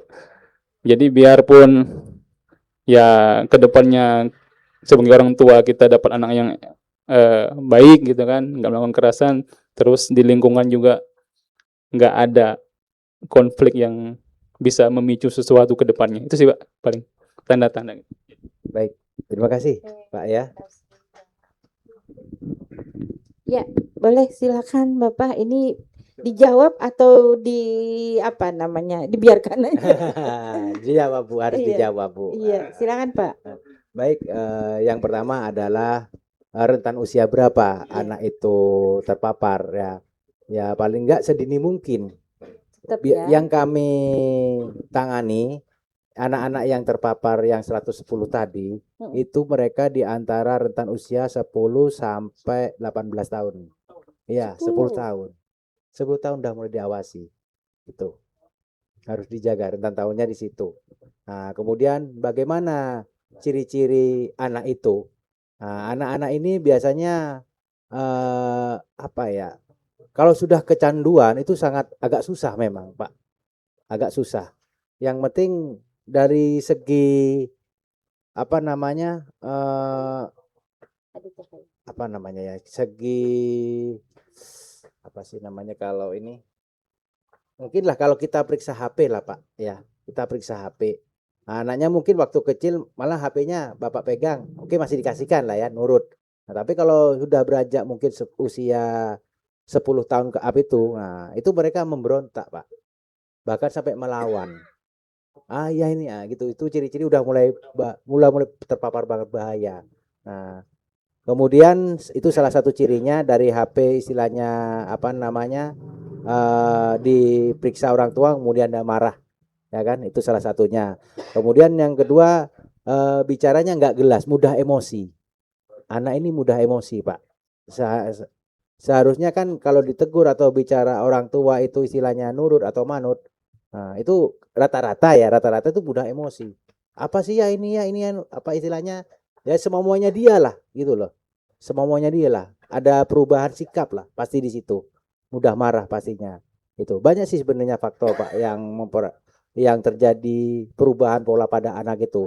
Udah indikasi ya. Ini indikasi mulai terpapar. Seperti itu salah satu ciri-cirinya lah, ada beberapanya. Kemudian Pak, dengan Bapak cerita tadi istilahnya orang ibu lebih toleransi terhadap anak ya. Jangan ibu, biasanya kakek nenek pun lebih toleransi lagi. Nah, di situ perlu kerjasama. Nggak bisa hanya mengandalkan bapak atau ibu, nggak bisa. Di situ harus ada kerjasama antara bapak dan ibu sepakat demi masa depan anak gitu. Nah, memang dalam artian di sini apa ya? Kadang kan juga kan bapak galak, ibu sabar, ibu galak, bapak sabar. Jadi nggak sinkron ini. Harus galak dua-duanya. bukan galak dua-duanya, beriringan lah istilahnya di Salah masa ya. depan anak gua. Galak juga pun enggak. Iya. Memang istilahnya kata bapak tadi menyebutkan ya udahlah apa namanya anak saya itu istilahnya yang penting di rumah main-main HP aja. Oke, mungkin karena orang tua lelah. Oke lah, semua orang tua siapa sih istilahnya bekerja untuk demi anak. Tapi dari sini kami sarankan ada kalanya Pak, Bu, istilahnya mengecek sekali WA-nya. Coba dong lihat isi WA-nya. Kalau andaikan dia memprivate atau mengunci, itu ada something. Apa? Kenapa? Kecuali anak TK Pak ya. Nggak mungkin dia ini juga WA kan, nggak mungkin ngunci. Nah, ini anak kalau sudah SMP biasanya, sudah mau menginjak remaja, dia sudah ngunci. Hah? Nah, itu ya, nggak apa-apa. Perlu diselidiki juga, entah itu pacar Pak, entah Itu apa. tadi. Perlu diselidiki. Ada kenapa kok dikunci? Loh saya loh, bapaknya kamu, ibunya kamu, kenapa? Ada sesuatu apa yang disimpan? Ya kan, privasinya. Berarti kan ada something di situ. Nah, itulah peran orang tua menanyakan. Harus curiga, Pak. Harus menaruh curiga. Itu. Nah, kemudian, Pak, terkait tontonan, Pak ya. Dari istilahnya temuan kami, anak itu biasanya kan lihat orang tua, orang tua melihat anak di kamar tidur main HP nih, ya kan? Biasanya kan orang tua kalau tidak harus melihat apa yang dia lihat kan anak si lihat nih, pasti dengan hanya mendengar kan. Contohnya bapak masuk ke kamar anak, mendengar anak lagi nonton nyanyian-nyanyian kartun atau meme apalah, itu dipastikan benar itu meme kartun apa bukan? Karena apa Bu? Kejadian bapaknya mendengar itu meme kartun, ternyata setelah diselidiki itu gambar aksi istilahnya tembak-tembakan. Yang ISIS itu videonya ISIS, cuman narasi backsoundnya itu video meme kartun, seolah-olah lihat film kartun, tapi dilihat itulah kekerasan, memanipulasi. Nah, itulah perlunya orang tua. Jadi harus benar-benar dicek HP itu, Pak. Gitu. Kadang kan oh lihat kartun dari suaranya aja lah, gitu nggak ya. apa-apa. Tapi dilihat kartun bener apa enggak. Itu perlu dicek bener-bener. Oh iya kartun. Tapi juga lihat kartunnya kartun apa ini. Kadang di video game kalau nggak salah Roblox ini ya.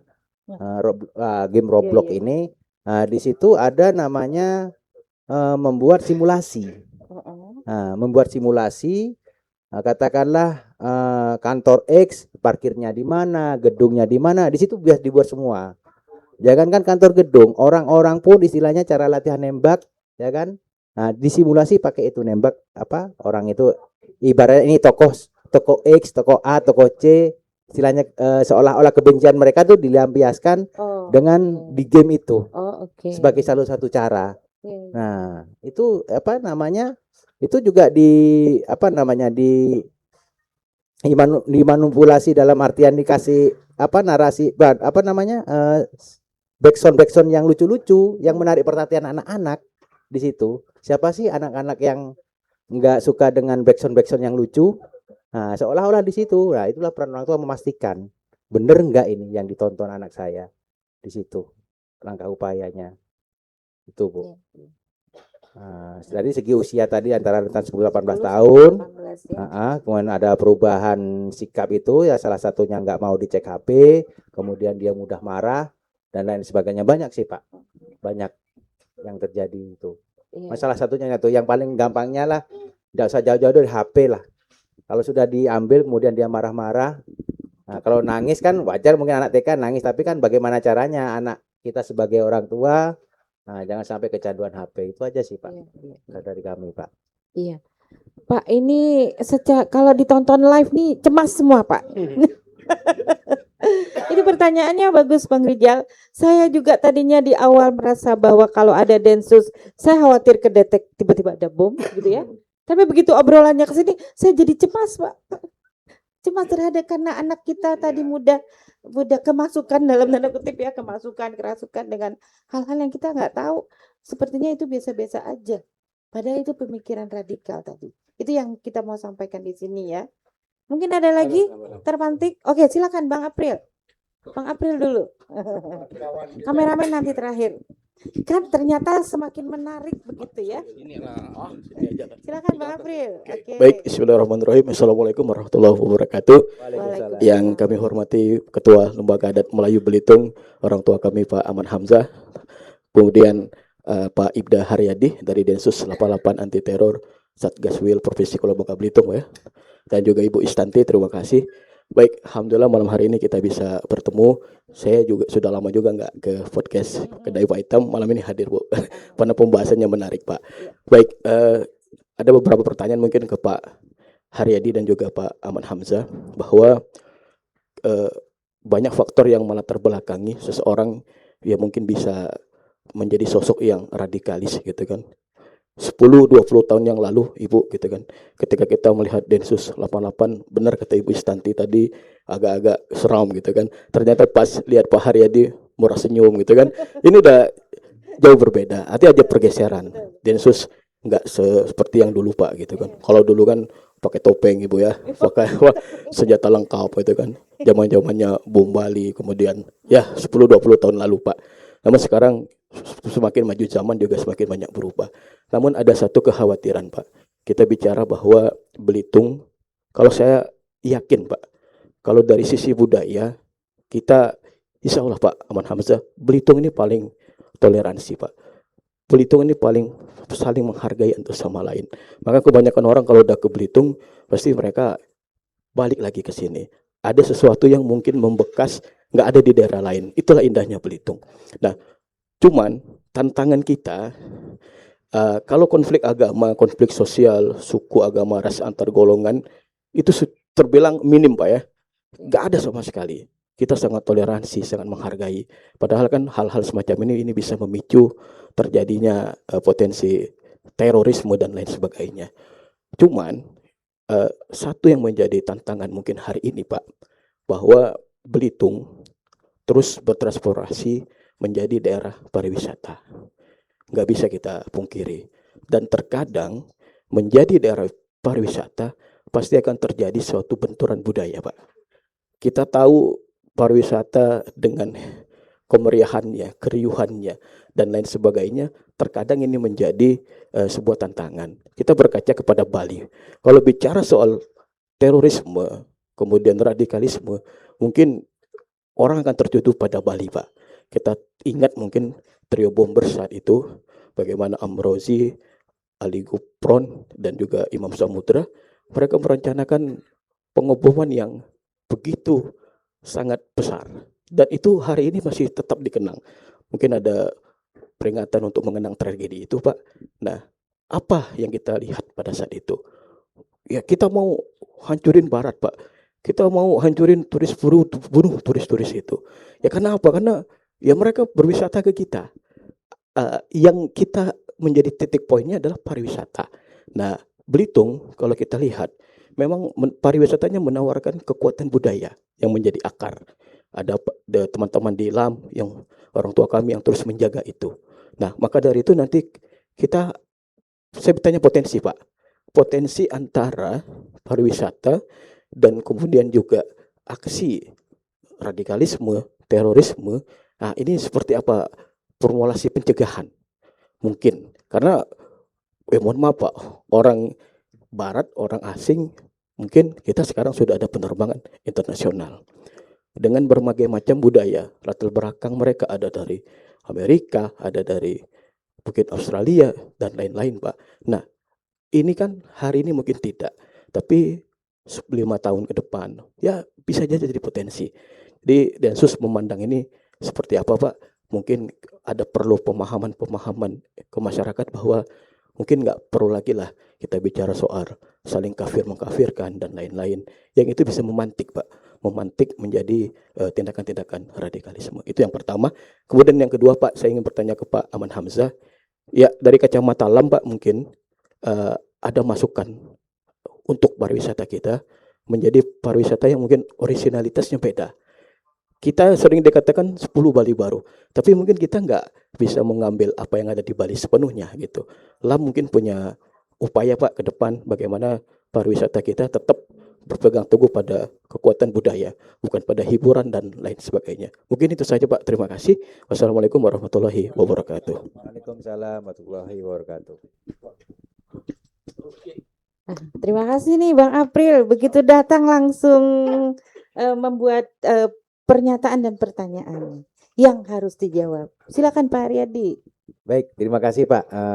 Di sini Bapak Ariel menanyakan bagaimana upaya Densus 88 Polri ya untuk mencegah potensi seperti di Bali lah, agar tidak terjadi tindak pidana teror. Andaikan di Belitung ini seperti di Bali ya pariwisatanya meningkat. Kalau dari kami Pak, sebagaimana yang saya sampaikan tadi, Densus 88 tidak bisa bekerja secara sendiri. Kita bekerja sama dengan seluruh stakeholder, ya kan. Adapun terkait jaringan radikal teror, ya kan. Alhamdulillah intelijen kami 24 jam Pak, baik dari cyber, ya kan, baik dari segi lapangan, terus memantau aktivitas jaringan radikal teror Pak. Kemanapun pergerakannya, kecuali ke Alambaka, baru kita nggak bisa mantau, ya nggak bisa mantau. Selama di Indonesia, insya Allah kami lakukan deteksi dini. Nah, kemudian salah satu cara upaya yang kita lakukan adalah di mana di Belitung ini ada dukun kampung. Nah, insya Allah kami akan melibatkan dukun kampung untuk mendeteksi terhadap mungkin ancaman-ancaman yang terjadi, resiko-resiko. Kami pastinya ini kan membicara rasa intelijen tertutup. Ada teknis yang mungkin tidak bisa disebutkan di sini. Yang jelas kami akan menggandeng satu dukun kampung yang lebih dikenal di luar masyarakat, kemudian dari FKUB juga segala lini, kemudian dari Babin Kaptimas setempat. Nah, itu sebagai langkah-langkah upaya kami untuk mencegah potensi. Nah, andaikan nanti di Belitung ini seperti pariwisatanya seperti di Bali. Nah, itu beberapa langkah yang akan kami lakukan ke depan. Itu. Mungkin itu saja dari saya. Iya. Oke, dari Pak Ahmad mungkin ada yang mau disampaikan tadi pertanyaan Bang April tadi ya. Apa tadi pertanyaan? Tadi yang kedua tadi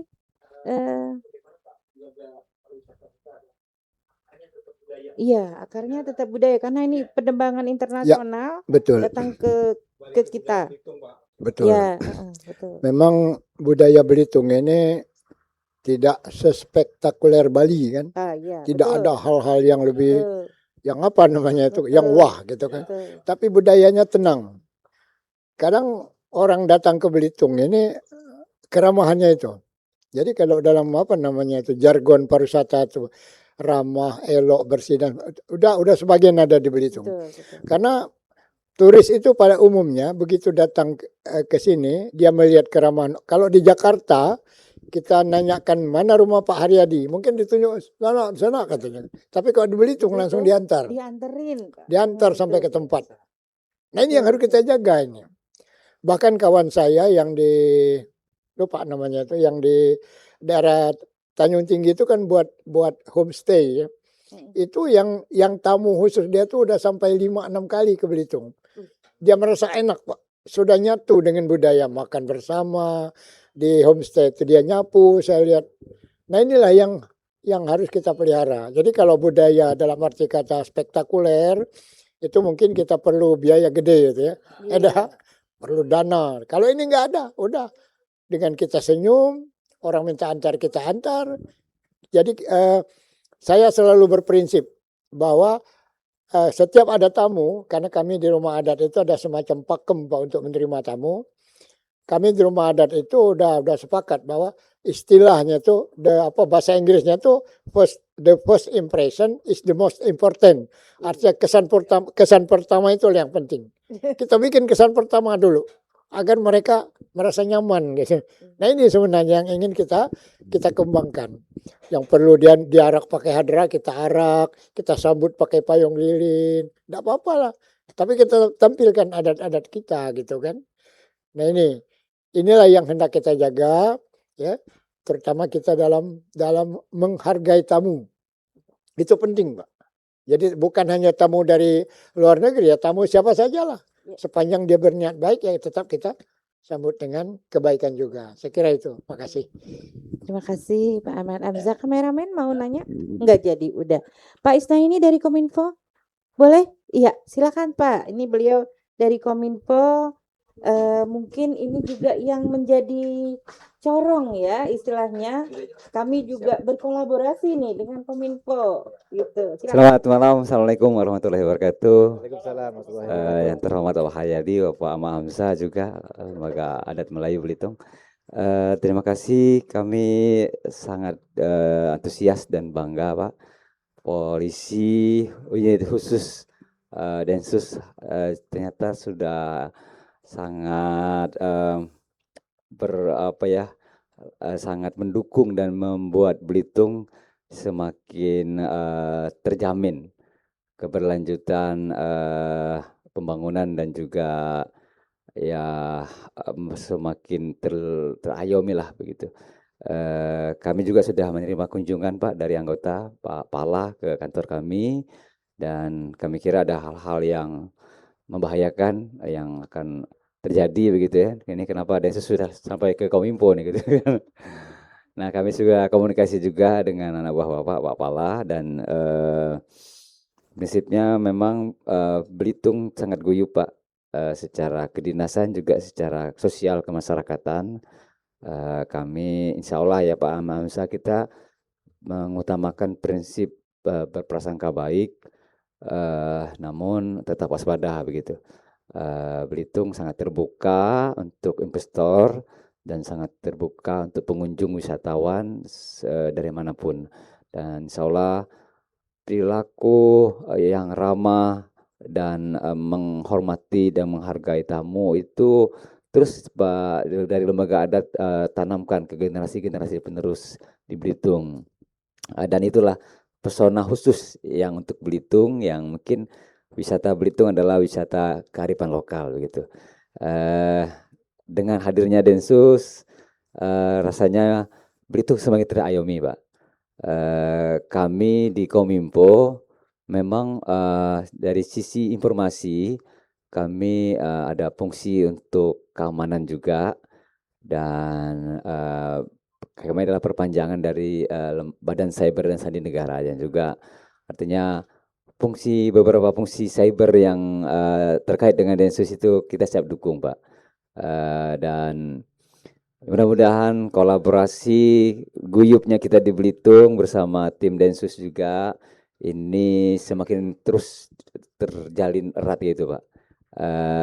Mudah-mudahan juga Belitung dengan hadirnya Densus, pariwisata itu akan sirna begitu saja Pak, apabila jaminan amannya itu nggak ada. Potensi-potensi ancaman itu muncul. Bali aja begitu ada banjir bandang, satu turis kemudian tewas karena banjir bandang itu langsung surut. Batal semua rencana kunjungan. Apalagi ada bom kemarin kan. Bali senyap begitu. Belitung jangan seperti Bali. Densus di garda depan memitigasi kemungkinan-kemungkinan buruk yang mungkin terjadi, dan kolaborasi kita dengan lembaga adat dan juga dengan instansi yang terkait juga itu mari Pak kita makin eratkan Pak. Kami kira gitu Bu. Izin Kadis Kominfo kami mewakili gitu ya. Pak Kadis mungkin berhalangan Ibu. Siap. Terima kasih. Wassalamualaikum warahmatullahi wabarakatuh. Waalaikumsalam warahmatullahi wabarakatuh. Terima kasih. Ini pernyataan mungkin mau ditanggepin Pak, boleh? Mau ditanggepin. Baik, terima kasih. Betul yang Bapak Isnaini ya, saya disampaikan. Nah, kebetulan yang berkunjung dengan Falah itu saya juga Pak kemarin Pak. Iya. Wah, mungkin kemarin agak gondrong. Nah, sekarang yang menikmati rat cukur di Belitung kayak gini Pak jadinya Pak. Mungkin Pak sering lupa berubah penampilan. Iya. Kemarin menyamar. Alhamdulillah Bu, kami juga bekerja sama, berkolaborasi dengan Kominfo kemarin juga kami sudah menghadap ke Pak Kadis Kominfo. Alhamdulillah Bu disupport 100% sama Pak Kadis Kominfo. Alhamdulillah. Semua sih kepala dinas di Belitung ini mensupport kami Bu. Alhamdulillah. bahkan Pak Bupati dan Pak Wakil Bupati juga mensupport kegiatan kami di sini, Bu. Iya, Kami terima kasih kepada seluruh stakeholder yang di Belitung ya, di Kabupaten Belitung, mensupport kegiatan kami di sini. Kemudian juga tak lupa pastinya akan mengembangkan SAP ke Belitung Timur, Bu, ke depannya. Karena keterbatasan personil. Iya. Kita hanya berdua. Oh, berdua aja. Berdua saja, Bu. Pak, siapa Iya. beliau? Bima. Pak Bima. Iya, kegiatan yang satunya masih ada kegiatan di Jakarta. Oh, oke. Jadi sementara 2 personil untuk membackup 2 kabupaten ya, kewalahan juga, Bu. Kami manusia bukan robot.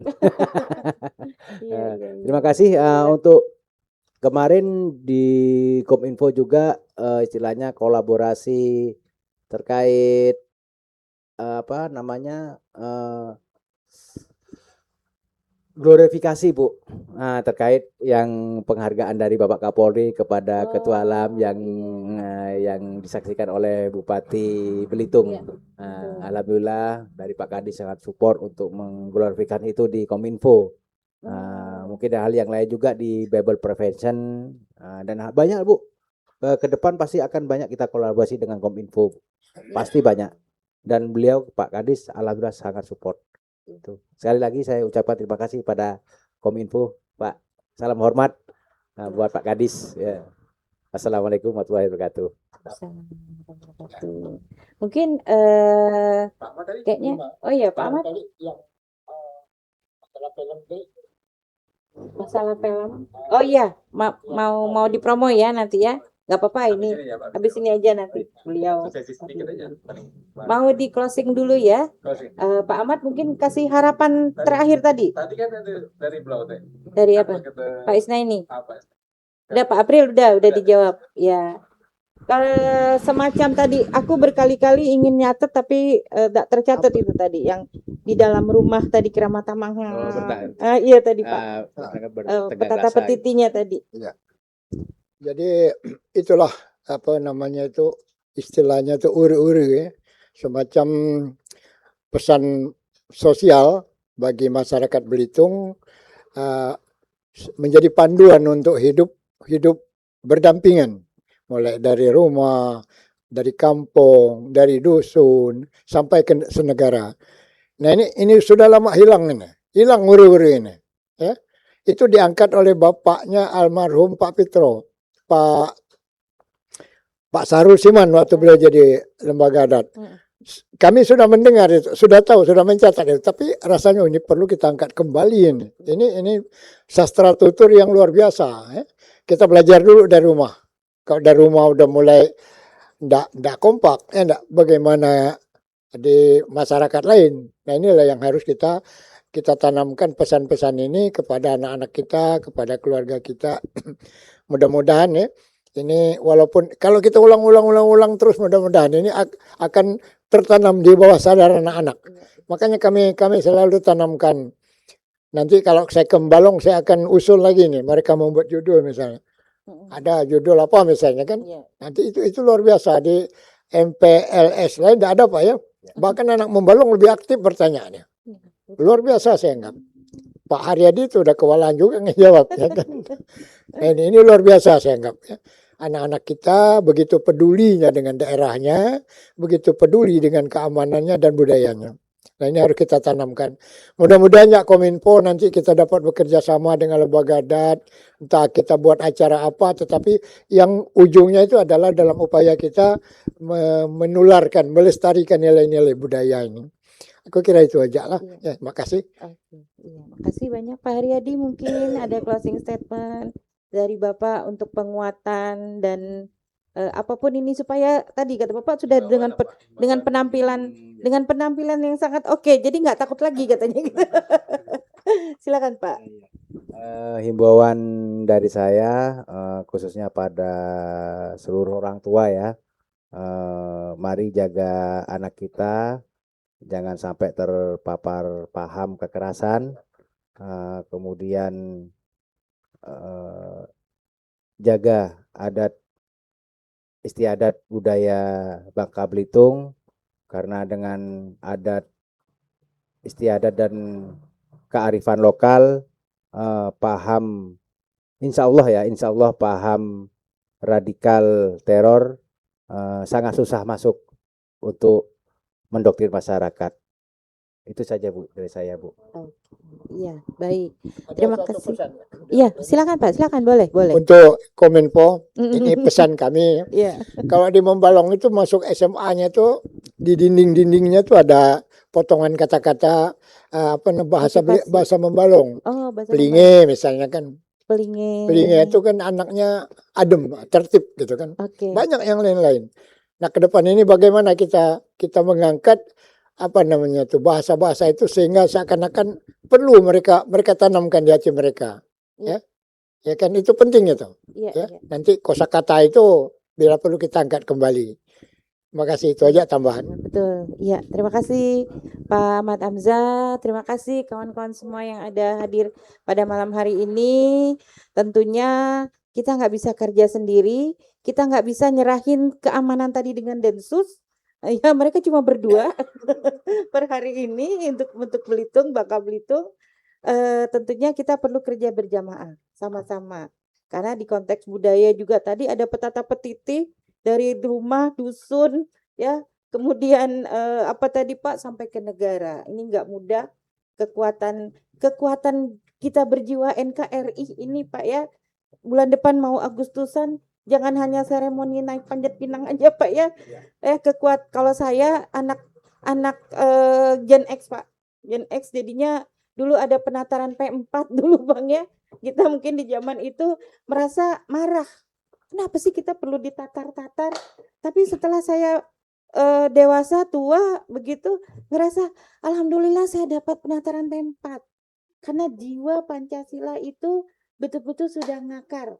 Ya, mungkin anak-anak kita merasa tidak perlu, tidak penting perubahan nama pelajaran itu berubah-ubah dari PMP, PPKN dan sebagainya ya Bang ya. Sangat berbeda-beda, balik lagi mungkin ke zaman apa. Jiwa ini tadi mau dalam konten apapun dia lomba, tapi kalau nggak masuk ke dalam itu kayaknya tetap sulit kita, tetap hambar. Artinya dengan media sosial yang mudah merasuki kita sekarang ya Pak, kami juga akan mengadakan kegiatan literasi karena netizen kita tuh dengan mudahnya menghina-hina saat ini ya, dengan mudahnya menulis apapun, tidak ada budayanya tadi, tidak ada etikanya tadi, marah disalurkan di media sosial ya.